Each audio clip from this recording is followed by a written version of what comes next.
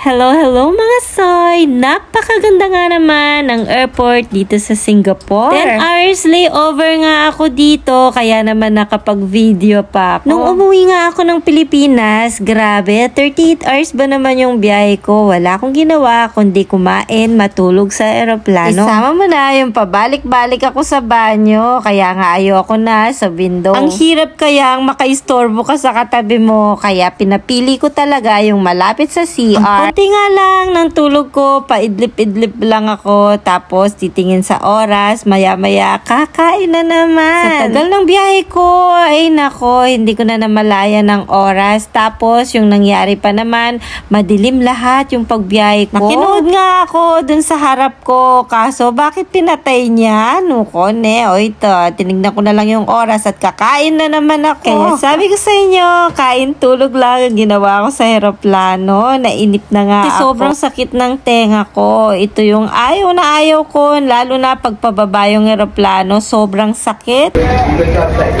Sa Singapore.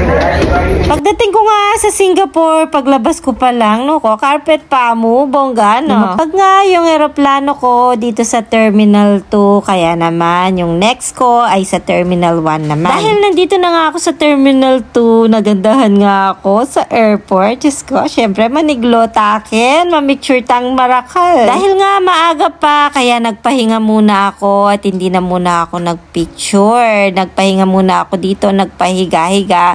Kasi nga naman, grabe yung biyahe ko. Napagod talaga ako. Nung nakapagpahinga ako ng konti at binalikan ko nga to.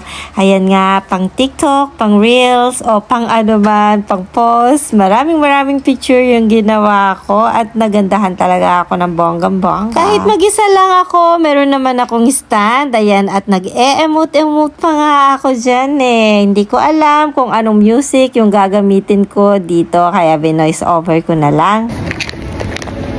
Hi guys, ayan, gala-gala muna ako dito at magbibihis, mag-iilamos, kamusin ko na.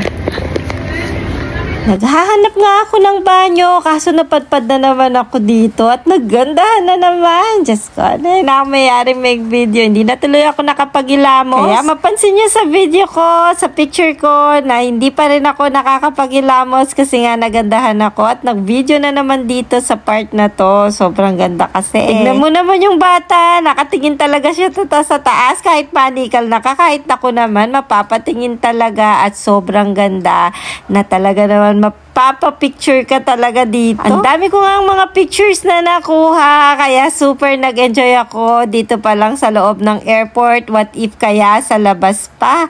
Ay, yung hindi pa nakakapunta sa Singapore guys, ano pang hinihintay nyo? Pumunta na din kayo. Kahit nga dito lang ako sa loob, okay lang, at least nag-enjoy na ako. Pwede na to. Ayoko na rin kasi sumakay ng aeroplano. Sakit sa tenga. Alam nyo ba guys, nakailan na ako ng renew ng passport ko. Hindi pa ako nakakaalis ng bansa.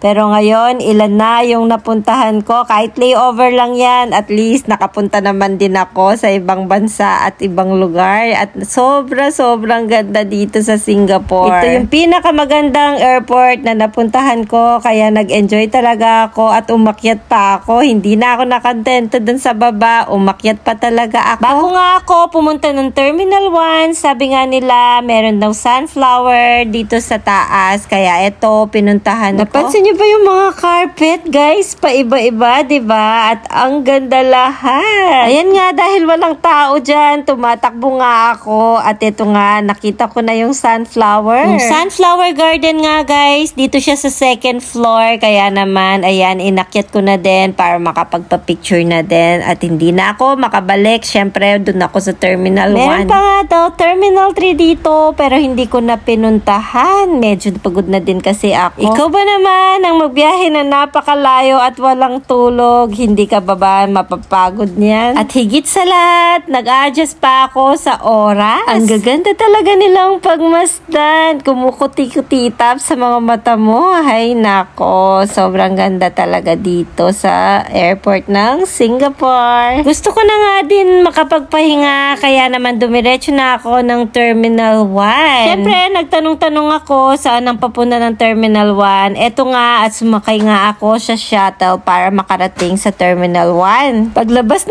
ko pa lang sa shuttle, ay noko, namangha naman ako sa ganda dito sa Terminal 1. Ay noko, ne. Hindi ko maiwasan na kapag talaga nakakakita ako ng magagandang tanawin, ay noko, maniglo kung magagagad kong magpa-picture. Kahit saan pa ako mapadpad, picture is life sa akin. Hindi lang food is life, picture is life, para marami akong i-upload. Eto nga, at naghintay din ako ng matagal dito, pero at least nandito na ako at makapapagpahinga na. Ay noko, mga bulol na naman. Gusto ko sanang kumain dyan, kaso naisip ko may pagkain na naman ako sa airplane. Kaya naman, ang ginawa ko na lang ay naglakad-lakad para makapagkuha ng magagandang video dito at makapagpa-picture na din. O diba, tama ako, napakaganda nga ng airport ng Singapore, pero mas maganda yata dun sa Terminal 2. Hindi ko nakita yung Terminal 3 kaya hindi ko masasabing maganda din doon, pero nag-enjoy naman talaga ako dito. At pagkatapos ko nga maglakad-lakad, nakapaghilamos na ako sa wakas. Noko, ano na akong kabangnas, ayan, natamaan ko nga yung kuko ko at eto yung nangyari, may putot na. At na-curious nga ako bakit ang daming umaakyat dito, kaya nakiakyat-akyat na din ako. Eto nga, at dito sila nagpapahinga. Grabe guys, ganap talaga ako ng aking mapupwestuhan at eto, nakapagpahinga din sa wakas. Kinukuha ko nga yung pwesto ko para makatulog ako at makaidlip kahit konti lang. Sobrang pagod, puyat, lahat na yata. Hindi ko na alam yung nararamdaman ko dyan, pero nakatulog talaga ako yun, no? May makasyeng lupa ko. O, diba? Kanyaman ko, bie, patastas ko pa bitis talaga. Nakaidlip na nga ako, pero grabe guys, sobrang antok na antok pa talaga ako, kaya gusto ko talaga magkape kahit wala akong dollars dyan. Nakiusap talaga ako sa asawa ko na gamitin ko yung credit card, kaya ayan naman, nakapagkape ako, pero nuko, anong kakamaling kapeng, ayan. Lampas 300 pesos nga yung na-charge sa credit card niya, pero okay lang, mipas no ko, at saka sabi niya, anything for you my dear. O diba, ang sweet ng asawa ko. At sa wakas, lumipas ang 10 oras na pag-i-stay ko dito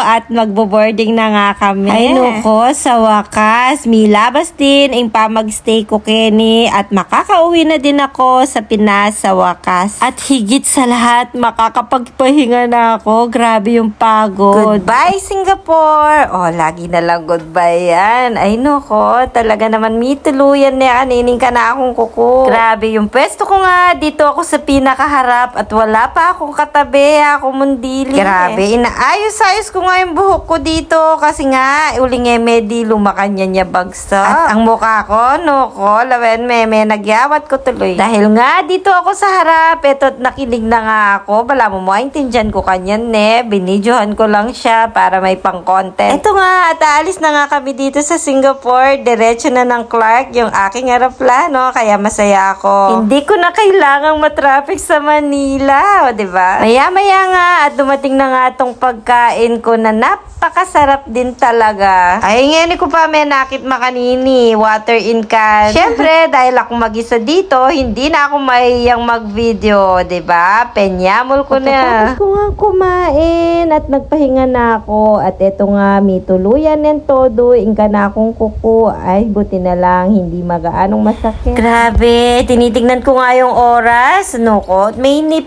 ko. Gusto ko kasing matulog, hindi ako makatulog dahil dito ako sa pinakaharap. May palaro kasi yung mga staff dito, kaya naman ayan, hindi ako makatulog. Kaya ayan, nakarating na ako ng Clark, hindi pa rin ako nakatulog. Yun lang, bye.